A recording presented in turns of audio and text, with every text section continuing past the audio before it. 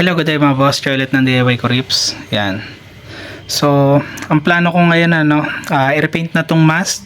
Yan. So, to sa previous video ko, sinabi ko na plano ko siyang gawing white kasi meron ako nakita na headlight ng sasakyan na pininturahan ng white. So, nagandaan ako. So, ayun yung kokopyahin ko. So, ito gagawin kong white talaga. Tsaka kung mapapansin nyo, yung pinaka-bracket natin, ayun. Yung bracket para sa violet, white na rin. Yan. So ito, gagawin ko na ring white. Tapos dumating na rin kasi itong dragon claw natin. Yan. So yung ibang nilalagay diyan yung parang wings, ganun. So sa akin dragon claw yung napili ko. Kasi wala akong makitang wings, no. So okay na 'yan. Tsaka at least ayan yung mga medyo latest na nire-release na pang side nung mga violet. So ito, gagawin kong white. Tapos itong black portion, gagawin ko ring white. So, kailangan tanggalin nyo tong pinaka-acrylic na transparent kasi mapipinturahan niya ng white. Yan. So, kung gusto nyo yan tanggalin, ito kasi natanggal ko na yan. Ang ginagawa ko lang, pe-press ko lang siyang ganyan, press ko sa kabila. Tapos matatanggal na yung pinaka-glue. Naka-glue lang kasi yan. Ganun lang yung ginawa ko sa lahat. Yan. Tanggal na yan. So, ito, pwede ko na ito ikabit dito. Yan. Tapos, pinturahan ko sila isang buo na white. Itong kabila, tanggal na rin ito, yo. Ginanyan ko lang. So hindi naman ako nahirapan. Ginaganyan ko lang, tatanggal na yan eh. Yung mga pinaka-glue nila. Yan. So at least itong mga to, hindi na to mapipinturahan. Ito lang. Yan. Tapos ito, iguglo ko na to dito.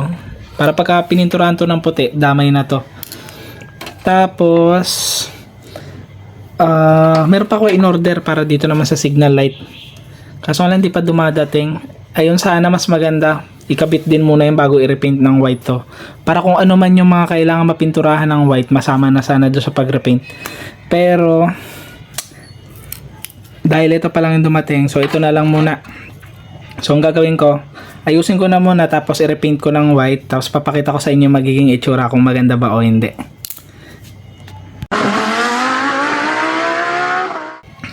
Eto na, no, nalagyan ko na ng glue tong mga to. Yan. Tapos medyo niliha ko na rin yung mga tama dito kasi second hand nga natin to binili. Yan. So niliha ko lang ng konti. Yan. Tapos ang gagamitin natin pang spray is flat white. Yan, matte white yung gagamitin natin. Kasi eto is matte white na rin yung pinang paint natin. So okay naman yung kinalabasan. Yan, oh. Ito hindi ko muna tinatanggal, pang protect lang do sa lens para hindi agad magasgasan. Yung nagrepaint ako nung nakaraan na yun, nagputi. At least sila yung sumalo, hindi yung pinaka lens. So ito, yan. I-repaint ko na to ng flat white para makita na natin kung ano yung magiging itsura pagka sinalpak na natin. Pagka mayroong mga portion dyan na nakikita pa rin na itim, kagaya ng mga nandito yan, mga nasisipat-sipat pa yan, mga yan. Ang gagawin ko, baka i-repaint ko rin ng puti yung loob. Bahala na, no? Pero so far nagustuhan ko yung flat white na kulay. Ito rin, pa flat white din natin. So sprayan ko na muna, tapos pakita ko na lang sa inyo.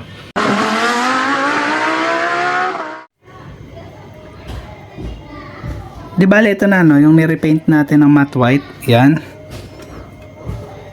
So mukhang maganda naman yung kinalabasan. Kaso hindi pa siya talaga ganun katuyo kasi kanina ko lang to ni-repaint. Pero para lang matapos itong video na to.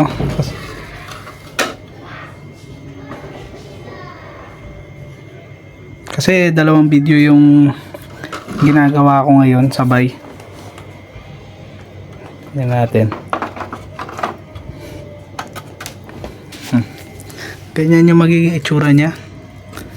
Yan. So hindi pa siya talaga tuyo. Pero salpak na natin pansamantala. Yun. So hindi ko alam, no, kung magagandang kayo o hindi. Pero para sa akin, nagmukha tuloy siyang ganda. Yan. Mukha siyang ganda, mga padi.